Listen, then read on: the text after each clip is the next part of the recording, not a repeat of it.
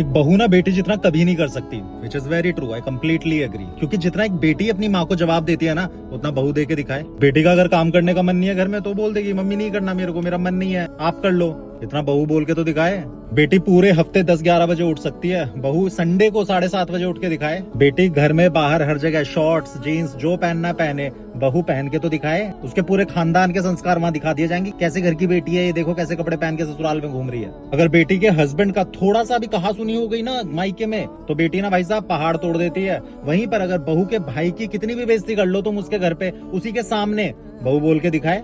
But eventually बुढ़ापे में ना बहू काम आती है, ये बात याद रखना। वो बहू ही तुम्हारी सेवा पानी सब कुछ करके देगी तुमको, क्योंकि बेटी आएगी अपने घर से, वो तुमसे तुम्हारा हाल पूछेगी, 1-2 दिन शायद रुक भी जाए, पूछेगी कैसे हो, क्या हो, ठीक रहना, अच्छे से रहना, टाटा बाय बाय, अपने घर निकल लेगी। तो थोड़ा इस चीज को दिमाग में भरो, अपनी बहू को बेटी ना समझो, पर कम से कम एक इंसान समझो।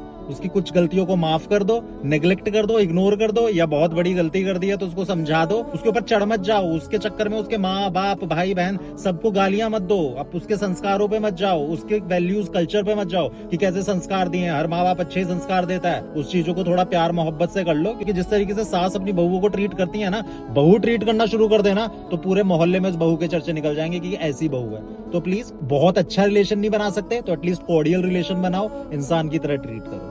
ओके, चलो बाय।